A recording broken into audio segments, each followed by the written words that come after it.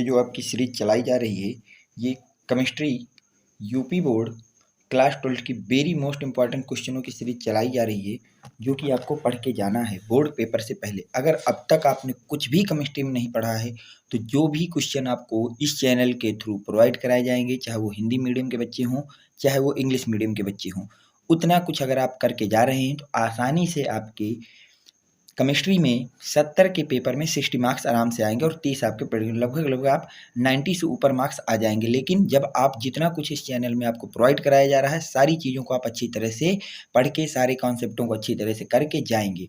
तो चलिए बेटा, ज़्यादा टाइम ना लेते हुए आपका मैं क्वेश्चनों को शुरुआत करता हूँ। जैसे पहला क्वेश्चन आपको आज इंपॉर्टेंट सीरीज में जो दिया गया है वो ये दिया गया है कि क्लोरोबेंजीन, आयोडोबेंजीन और ब्रोमोबेंजीन के क्वथनांकों का बढ़ता क्रम लिखिए। देखिए, अगर आपको क्वथनांकों का जितने भी आपके पास हैलोइरीन होते हैं बेटा, क्या होते हैं बेटा?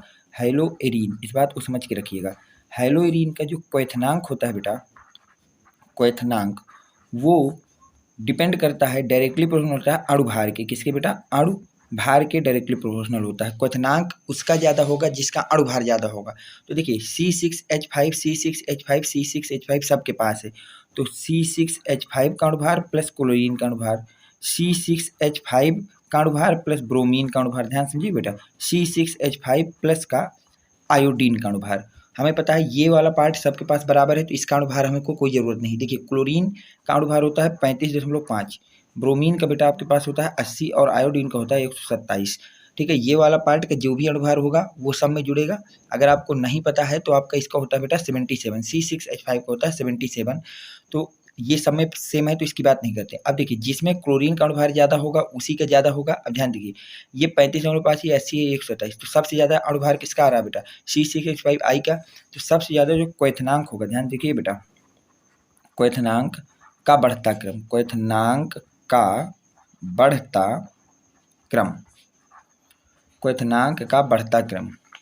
क्या बेटा आपके पास क्वथनांक का बढ़ता क्रम ये होगा C6H5 का पहले, क्योंकि इसका 127 है, फिर Br वाले का और फिर CCl का। तो क्रम क्या बेटा ये हो जाएगा C6H5 क्लोरीन का सबसे कम, इससे ज़्यादा होगा भैया C6H5 Br का, और सबसे ज़्यादा होगा C6H5 का। ठीक बेटा, तो ये आपके क्वथनांक का बढ़ता क्रम हो गया, सबसे ज़्यादा आयोडीन वाले का, उससे कम ब्रोमीन का और सबसे कम क्लोरीन का। ये पहले क्वेश्चन का आपके पास आंसर है। अगर आपको नहीं आता है तो याद रखिएगा, हैलोइरीन के केस में क्वथनांक जो है डिपेंड करता है अणुभार पे, जितना ज़्यादा अणुभार उतने ज़्यादा क्वथनांक। ठीक, चलते हैं बेटा नेक्स्ट क्वेश्चन की तरफ। अगला क्वेश्चन आपसे कह रहा है DDT की संरचना बनाइए। अगला क्वेश्चन आपसे क्या कह रहा है बेटा कि जो DDT होता है उसकी आप संरचना बनाइए। देखिए बेटा, DDT की संरचना बनाना है। मैं आपको बता देता हूँ बेटा DDT की संरचना क्या होती है, इसको आप लर्न रखिएगा बेटा, बिल्कुल बहुत इंपॉर्टेंट है। इस तरह से दो आपको बेंजीन बना लेना है। ये हो गया बेटा, ये हो गया। ठीक बेटा, यहाँ पे Cl जोड़ दीजिएगा, यहाँ पे Cl जोड़ दीजिएगा। ठीक, अब यहाँ पे आप लिखिएगा बेटा CH।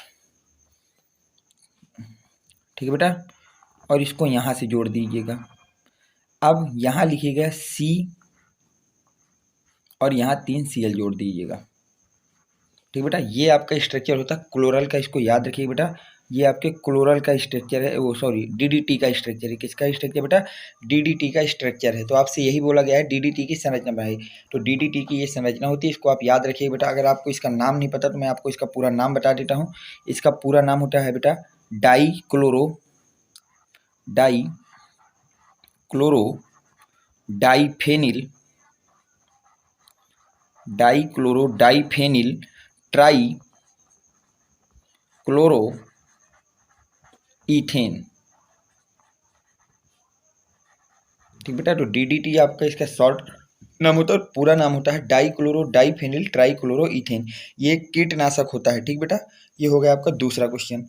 अब देखिए तीसरा क्वेश्चन आपसे क्या कह रहा है, बेंजील क्लोराइड का हैलोजन परमाणु एल्किल हैलाइडों के हैलोजन परमाणु की तरह व्यवहार करता है, क्यों? जो बेंजील क्लोराइड का हैलोजन परमाणु होता है वो एल्किल हैलाइड के हैलोजन परमाणुओं की तरह व्यवहार करता है, ये आपको बताना है। देखिए, अब ध्यान समझिए बेटा, ये आपके पास होता है बेंजिल क्लोराइड।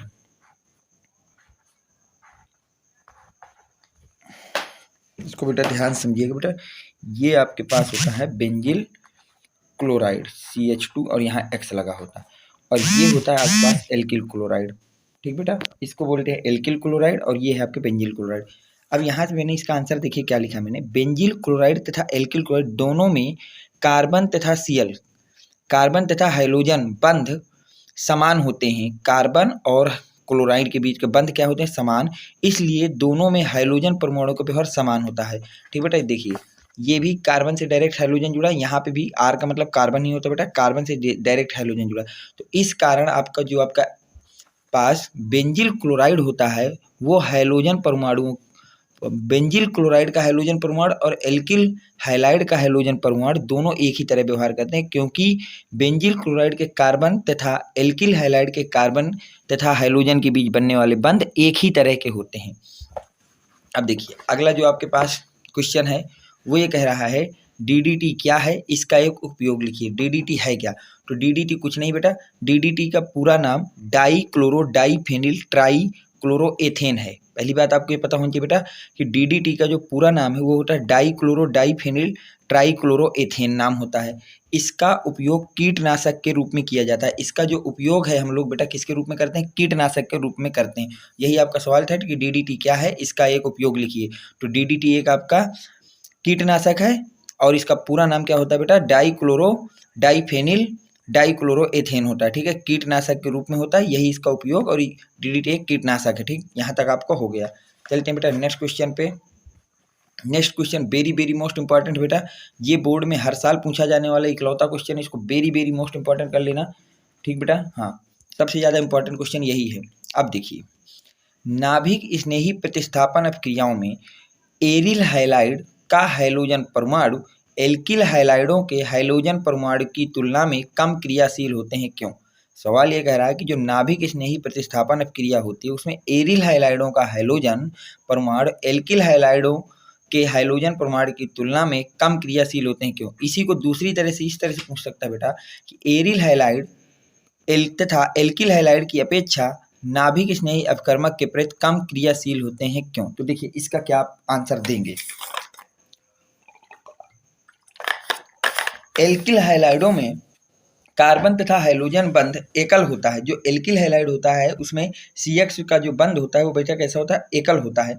जबकि एरिल हाइलाइडों में CX बंध में अनुनाद के कारण पार्श्व द्विबंधित हो जाता है। जबकि जो एरिल हाइलाइड होता है उसमें कार्बन और हाइड्रोजन के मध्य का जो बंध होता है वो अनुनाद के कारण कैसा हो जाता है बेटा, पार्श्व द्विबंधित हो जाता है, जिसके कारण एल्किल हाइलाइडों का कार्बन हाइड्रोजन के बीच बना बंध एरिल हाइलाइड के कार्बन हाइड्रोजन के बंध की तुलना में आसानी से टूट जाता है। एल्किल वाला अकेला है बेटा, एकल बंध है तो आसानी से टूट जाता है, जबकि जो एरिल हाइलाइड है वो पार्श्व द्विबंधित है तो उसको तोड़ने में थोड़ा दिक्कत आती है बेटा। अतः नाभिक स्नेही अभिकर्मक के प्रति एरिल हाइलाइड कम क्रियाशील होते हैं, क्योंकि एरिल हाइलाइड का जो कार्बन और हाइड्रोजन के बीच का बंध है वो आसानी से नहीं टूटता है। फिर ये आपका इसका आंसर हो जाएगा बेटा। चलते हैं नेक्स्ट इंपॉर्टेंट क्वेश्चन की तरफ बेटा, इसको भी वेरी वेरी मोस्ट इंपॉर्टेंट कर लेना बेटा, बहुत ही ज़्यादा इंपॉर्टेंट क्वेश्चन है। क्वेश्चन कह रहा है कि NaOH, क्वेश्चन क्या कह रहा है बेटा, NaOH के साथ क्रिया करके एल्किल हाइलाइड जो है वो एल्कोहल देते हैं। NaOH के साथ क्रिया करके जितने भी आपके पास एल्किल हाइलाइड होते हैं वो सब एल्कोहल देते हैं। एल्किल हाइलाइड में क्या देते हैं बेटा, एल्कोहल देते हैं, जबकि एरिल हाइलाइड फिनाल नहीं देते हैं, क्यों? जबकि जो एरिल हाइलाइड है वो NaOH के साथ क्रिया करके फिनॉल नहीं देते, क्यों? इसको आपको बताना है। तो देखिए बेटा, ये आपके पास एल्किल हाइलाइड है, इसकी रिएक्शन NaOH के साथ कराई गई तो यहाँ से एल्कोहल तथा NaCl बन गया। लेकिन जब हम इसी तरह एरिल हाइलाइड, मान लीजिए क्लोरोबेंजीन को लिया, इसकी रिएक्शन NaOH के साथ कराते हैं तो कोई रिएक्शन नहीं होती है। अब इसका रीजन क्या दिया जाएगा वो ध्यान से समझिएगा बेटा। एल्किल हाइलाइडों में कार्बन हाइड्रोजन बंध एकल होते हैं। जो एल्किल हाइलाइड होते हैं उनमें कार्बन हाइड्रोजन बंध कैसे होते हैं बेटा, एकल होते हैं, जबकि एरिल हाइलाइडों में कार्बन हाइड्रोजन बंध में अनुनाद के कारण पार्श्व द्विबंधित प्रकृति आ जाते हैं। जबकि जो एरिल हाइलाइड होता है उसमें कार्बन और हैलोजन के बंध में अनुनाद कारण क्या आ जाता है बेटा, पार्श्व द्विबंधित प्रकृति आ जाती है, जिसके कारण यह आसानी से नहीं टूटता है। बस यही कारण है, क्योंकि यहाँ पे जो बंध बना है कार्बन और हैलोजन के बीच में, ये पार्श्वली द्विबंधित हो जाता है, ये आसानी से नहीं टूटता। और जब तक ये बंध टूटेगा नहीं बेटा यहाँ से, तब तक NaOH यहाँ पे जाके जुड़ेगा नहीं, इसलिए रिएक्शन नहीं होती है। ये इसका आपके लिए रीजन हो जाएगा। ठीक है बेटा, चलते हैं भैया नेक्स्ट क्वेश्चन पे। अब देखिए नेक्स्ट क्वेश्चन आपका क्या कह रहा है भैया, कह रहा है क्लोरोबेंजीन का क्लोरीन परमाणु एथिल क्लोराइड के क्लोराइड परमाणु की तुलना में कम क्रियाशील होते हैं, क्यों? सवाल ये है कि क्लोरोबेंजीन का क्लोरीन परमाणु एथिल क्लोराइड के क्लोराइड परमाणु की तुलना में कम क्रियाशील होते हैं, क्यों? ये आपको बताना है। तो देखिए बेटा ध्यान से समझिएगा इसको भी। क्लोरोबेंजीन में कार्बन तथा क्लोरीन, जो क्लोरोबेंजीन होता है उसमें कार्बन तथा क्लोरीन इस तरह का कार्बन द्विबंधित, आपको साफ नहीं दिख रहा होगा, थोड़ा इसको मैंने जल्दीबाजी में गलत बना दिया, लगता है गलत क्या बनाया, उस क्लियर नहीं बनाया। देखिए ये कार्बन होता है, ये हैलोजन होता है। अगर आपके पास ये एरिल हैलाइड है तो ये इस तरह से पार्श्व द्विबंधित होता है बेटा, एक बंध पूरा और दूसरा पार्शियली होता है, तो इसको पार्श्व द्विबंधित बोलते हैं। तो यही आपका डायग्राम यहाँ पे मैंने बनाया है कि बीच का बंध आंशिक द्विबंधित प्रकृति का होता है। कैसा होता है बेटा, आंशिक द्विबंधित प्रकृति का होता है, जो आसानी से नहीं टूटता है, जो कि क्या नहीं होता बेटा, आसानी से नहीं टूटता है। परंतु जो एथिल क्लोराइड होता है उसमें कार्बन तथा क्लोराइड के बीच का बंध, जो एथिल क्लोराइड में कार्बन तथा क्लोराइड के बीच का बंध जो CCl होता है वो एकल होता है, जो आसानी से टूट जाता है, जो क्या हो जाता है बेटा, आसानी से टूट जाता है। इसलिए क्लोरोबेंजीन एथिल क्लोराइड की तुलना में कम क्रियाशील होते हैं। ठीक है, इसीलिए जो आपके क्लोरोबेंजीन होते हैं वो एथिल क्लोराइड की तुलना में कम क्रियाशील होते हैं, क्योंकि क्लोरोबेंजीन का बंध आसानी से नहीं टूटता है। तो ये इसका आंसर हो गया बेटा। चलते हैं आगे। देखिए दो ये नेम रिएक्शन है, वेरी मोस्ट इंपॉर्टेंट कर लेना बेटा, ये हर साल पूछी जाने वाली नेम रिएक्शन है। पहली है फिटिंग अपक्रिया पर टिप्पणी लिखना है आपको बेटा, किस पे, फिटिंग अपक्रिया पर टिप्पणी लिखना है। तो फिटिंग अपक्रिया क्या होती है बेटा, एरिल हैलाइड के 2 मोल को सोडियम धातु के साथ ड्राई ईथर की उपस्थिति में अगर आप क्रिया कराते हैं तो यहाँ से हाइड्रोजन हट के दोनों एरिल डाई एरिल बना देते हैं। तो ये देखिए दोनों AR जुड़ गए और यहाँ से NX हट गया। जैसे मान लीजिए आपको इस तरह का दिया हो, तो यहाँ पे क्या होता है बेटा कि ये जो हाइड्रोजन है इस सोडियम के साथ चला जाता है, ये जो हाइड्रोजन है बेटा इस सोडियम के साथ क्या होता है बेटा, निकल जाता है। ये जो हाइड्रोजन है वो सोडियम के साथ निकल गया और बाकी बची ये दोनों बेंजीन रिंगे आपस में जुड़ जाती हैं। ये इसको डाईफेनिल बोलते हैं। इसको क्या बोलते हैं बेटा, डाईफेनिल बोलते हैं। इसका नाम लिख लीजिएगा अगर आपको नहीं पता हो, इसको हम डाईफेनिल कहते हैं। सवाल ये है कि फिटिंग अपक्रिया पर टिप्पणी लिखिए। तो देखिए भैया जब टिप्पणी लिखने जाएंगे तो क्या लिखा जाएगा, ध्यान सुनिएगा बेटा। जब हम 2 मोल एरिल हैलाइड की अपक्रिया शुष्क ईथर की उपस्थिति में सोडियम धातु के साथ कराते हैं, किसके साथ बेटा, सोडियम धातु के साथ कराते हैं, तो हमें डाई एरिल प्राप्त होता है। तो हमें क्या प्राप्त होता है बेटा, डाई एरिल प्राप्त होता है। यह अपक्रिया फिटिंग अपक्रिया कहलाती है और यही अपक्रिया आपकी क्या कहलाएगी बेटा, फिटिंग अपक्रिया कहलाएगी। ठीक, तो जब आप 2 मोल एरिल हैलाइड की अपक्रिया शुष्क ईथर की उपस्थिति में सोडियम धातु से कराते हैं तो हमें डाई एरिल प्राप्त होता है। यह अपक्रिया आपकी फिटिंग अपक्रिया कहलाती है। ठीक है, अगर हम उदाहरण की बात करें तो देखिए यहाँ पे हाइड्रोजन की जगह आ गया है, तो अब क्या होगा, ये सोडियम इन दोनों हाइड्रोजनों को लेकर हट जाएगा बेटा, तो यहाँ से 2 NaCl बन गया और ये दोनों बेंजीन रिंग आपस में जुड़ जाएंगी और जिसका नाम होगा बेटा आपके पास डाईफेनिल, जिसका नाम क्या होगा बेटा, डाईफेनिल आपका नाम होगा। ठीक है, यहाँ तक हो गया। अब चलते हैं भैया नेक्स्ट क्वेश्चन की तरफ। अब देखिए नेक्स्ट क्वेश्चन क्या कह रहा है, बुर्ज फिटिंग अपक्रिया पर टिप्पणी लिखिए। नेक्स्ट अपक्रिया आपकी कह रही है कि जो बुर्ज फिटिंग अपक्रिया उस पर आप टिप्पणी लिख दीजिए कि बुर्ज फिटिंग अपक्रिया क्या होती है। तो बुर्ज फिटिंग अपक्रिया के लिए देखिए क्या होता है कि 1 मोल एल्किल हैलाइड तथा 1 मोल एरिल हैलाइड की अपक्रिया जब सोडियम धातु की उपस्थिति में कराते हैं, किसकी उपस्थिति में बेटा, सोडियम धातु की उपस्थिति। देखिए यहाँ सोडियम दोनों हाइड्रोजन को लेकर निकल जाता है, 2NaX बना देगा। क्या बना देगा भैया, 2NaX, और यहाँ से एल्किल और एरिल जुड़ जाता है। यहाँ से एल्किल का पार्ट और एरिल का पार्ट आपस में जुड़ जाता है, तो इस तरह से RAR हो गया। अब इसको लिखेंगे कैसे, देखिए बेटा, तो इसकी थ्योरी ये हो जाएगी कि जब हम 1 मोल एल्किल हैलाइड तथा 1 मोल एरिल हैलाइड की क्रिया 1 मोल एल्किल हैलाइड तथा 1 मोल एरिल हैलाइड की क्रिया सोडियम धातु के साथ, किसके साथ बेटा, सोडियम धातु के साथ ड्राई ईथर की उपस्थिति में कराते हैं, सोडियम धातु के साथ ड्राई ईथर की उपस्थिति में कराते हैं, तो हमें एल्किल एरीन प्राप्त होता है, तो हमें एल्किल एरीन प्राप्त होता है। यह अभिक्रिया बुर्ज फिटिंग अभिक्रिया कहलाती है, और यही अभिक्रिया क्या कहलाएगी बेटा? बुर्ज फिटिंग अभिक्रिया कहलाएगी। कि जब हम 1 मोल एल्किल हैलाइड की क्रिया 1 मोल एरिल हैलाइड के साथ जब हम 1 मोल एल्किल हैलाइड तथा 1 मोल एरिल हैलाइड की क्रिया सोडियम धातु के साथ ड्राई ईथर की उपस्थिति में कराते हैं तो हमें एल्किल एरीन प्राप्त होता है। उपरोक्त अपक्रिया को बुर्ज फिटिंग अपक्रिया कहते हैं। अब देखिए एग्जाम्पल अगर हमको समझना हो तो देखिए यहाँ से मेथिल क्लोराइड दिया है, यहाँ पे आपको मेथिल क्लोराइड दिया है बेटा, तो ये तो आपके पास हो गया मेथिल क्लोराइड, ठीक बेटा।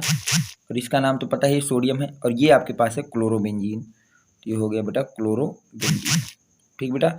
अब इस शुष्क ईथर की उपस्थिति में सोडियम धातु के साथ करा रहे हो तो यहाँ से दोनों हाइड्रोजन को लेकर के बेटा सोडियम निकल जाएगा हमेशा की तरह, तो ये हो गया। और यहाँ से टाइलुइन बन गया, जो ये स्ट्रक्चर बना है इसको बेटा टाइलुइन बोलते हैं। इसको क्या बोलते हैं बेटा? टाइलुइन बोलते हैं। इसका नाम याद रखना, ये आपका टाइलुइन हो गया, ठीक। यहाँ तक कोई डाउट किसी तरह का नहीं होना चाहिए आपको बेटा। तो ये आपकी हो गई बुर्ज फिटिंग अपक्रिया। चलते हैं आज के क्वेश्चन के लास्ट क्वेश्चन पे। बोला गया है कि डीडीटी बनाने का समीकरण लिखिए। क्या बनाना है बेटा? डीडीटी बनाने का समीकरण लिखिए। देखिए ये क्लोरल होता है, अगर इसको नाम नहीं पता है इसको हम लोग क्लोरल बोलते हैं। इसको क्या बोलते हैं बेटा? क्लोरल, ठीक है। और ये आपके पास क्लोरोबेंजीन है, ये क्या है बेटा? क्लोरोबेंजीन है, ठीक बेटा। तो जब हम क्लोरल को लेते हैं और उसकी रिएक्शन 2 मोल क्लोरोबेंजीन के साथ कराते हैं तो क्लोरोबेंजीन का पैरा पोजीशन का हाइड्रोजन क्लोरल के ऑक्सीजन को लेकर के जल बना देता है बेटा। क्या बना देता है? यहाँ से बेटा जल बना देता है, यहाँ से जल बना देता है, ठीक। और बाकी चीज़ें जुड़ जाती है, तो CCl3 यहाँ अपनी जगह है, C अपनी जगह है, CH अपनी जगह है, और O हटने के बाद यहाँ पे O ये कार्बन एक बार इस बेंजीन रिंग से जुड़ता है और एक बार इधर की बेंजीन रिंग से जुड़ता है। इसी को हम लोग DDT बोलते हैं। इसी को क्या बोलते हैं बेटा? DDT बोलते हैं। ये DDT बनाने का समीकरण है। क्लोरल तथा क्लोरोबेंजीन की अपक्रिया से DDT बनता है। कैसे बनता है याद रखना, इसका स्ट्रक्चर वेरी मोस्ट इंपॉर्टेंट है, वो आपको समझा दिया गया। अब देखिए जब हम क्लोरल की अपक्रिया, जब हम किसकी अपक्रिया बेटा? क्लोरल की अपक्रिया 2 मोल क्लोरोबेंजीन से कराते हैं। किससे कराते हैं भैया? 2 मोल क्लोरोबेंजीन से कराते हैं तो हमें DDT प्राप्त होता है। तो हमें क्या प्राप्त होता है बेटा? DDT प्राप्त होता है। जबकि DDT का जो पूरा नाम है वो होता है P, die chloro diphenyl 1,1,1 try chloro ethane होता है। तो यहाँ तक आपको वहाँ लिखना होगा। ये आपके very most important halo alkane और हेलो एरीन चैप्टर के टॉप 10 क्वेश्चन थे जो मेरे तरफ से इस साल बोर्ड के लिए प्रेफर किए जा रहे हैं कि आपको ये क्वेश्चन को बोर्ड का पेपर देने से पहले अच्छी तरह से पढ़ के जाना है। ज़्यादातर क्वेश्चन इसी स्टाइल से अब की बार आना है। उम्मीद करता हूँ कि ये क्वेश्चन आपकी केमिस्ट्री के बोर्ड प्रिपरेशन में काफ़ी हेल्पफुल होंगे। अगर वीडियो आपको पसंद आया है तो वीडियो को लाइक करें, चैनल को सब्सक्राइब करें और ज़्यादा से ज़्यादा लोगों तक इसको पहुँचाएँ। अगर आपको वीडियो में जैसा भी लगा है, कोई चीज़ समझ में नहीं आई या कोई चीज़ में कोई डाउट आया है तो आप कमेंट सेक्शन में लिखेंगे, जैसा भी आपको इस वीडियो को देखने के बाद महसूस हो रहा है। Thanks for watching, next video coming soon.